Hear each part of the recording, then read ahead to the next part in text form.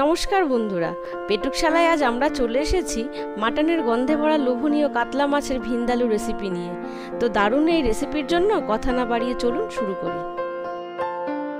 রেসিপিটা করার জন্য আমি এখানে নিয়েছি বড় সাইজের 4 পিস কাতলা মাছের পেটি। এর মধ্যে প্রয়োজন মতো নুন আর হলুদ দিয়ে পেটিগুলোতে ভালো করে মাখিয়ে নেব। মাছের পেটিতে কিন্তু এই রেসিপি সব থেকে ভালো হয়।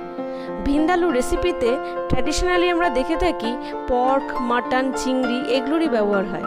পেটুকশালায় আমরা মাছ দিয়ে একটু ভিন্ন স্বাদের বানাতে চেষ্টা করেছি।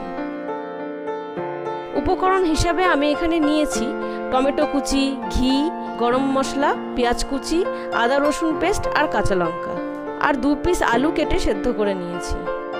এবার মাছগুলোকে প্যানে মিডিয়াম ফ্লেমে হালকা ফ্রাই করে নেব। ডিপ ফ্রাই করব না, তাতে কাটা ছাড়াতে অসুবিধা হবে।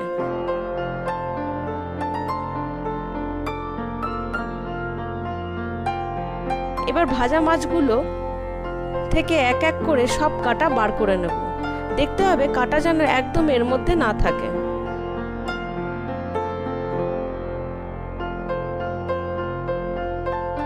কাটা ছাড়ানো আমাদের হয়ে গেছে।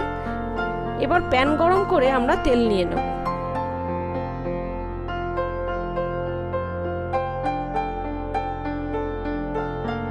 এর মধ্যে প্রথমে দেব পেঁয়াজ কুচি। অল্প নেড়ে হালকা ব্রাউন হয়ে এলে দিয়ে দেব আদা রসুন পেস্ট।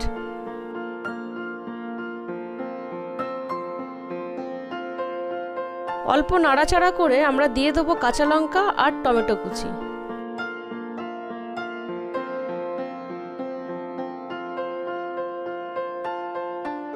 এরপর দেব হলুদ গুঁড়ো আর স্বাদ মতো নুন।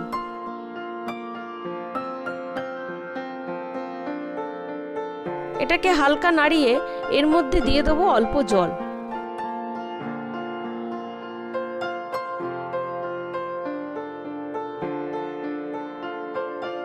এবার আঁচ কমিয়ে আমরা ঢাকা দিয়ে দেব 10 মিনিটের জন্য।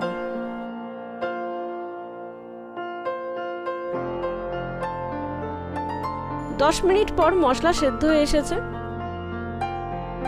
এবার এর মধ্যে দিয়ে দেব সেদ্ধ করা আলু। আলুগুলো দিয়ে ভালো করে কষাতে হবে। কষানো হয়ে এলে দিয়ে দেব অল্প নুন।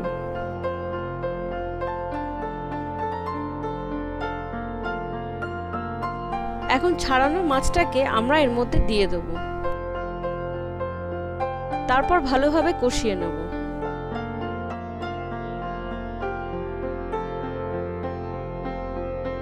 কষানো হয়ে এলে হালকা আঁচে 10 মিনিটের জন্য আবার ঢাকা দিয়ে দেব।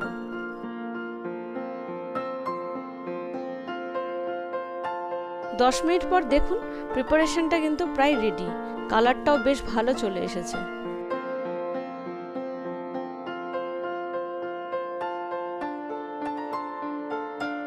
এবার এর মধ্যে আমরা দিয়ে দেব ঘি আর গরম মশলা। ঘি দেওয়ার জন্যই কিন্তু এই রেসিপিতে মাটনের ফ্লেভার চলে আসে।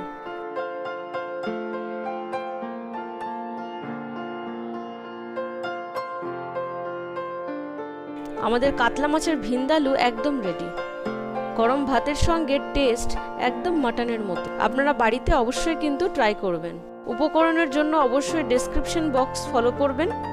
আর হ্যাঁ, আমাদের চ্যানেল সাবস্ক্রাইব করতে আর পাশের বেল আইকন প্রেস করতে একদম ভুলবেন না।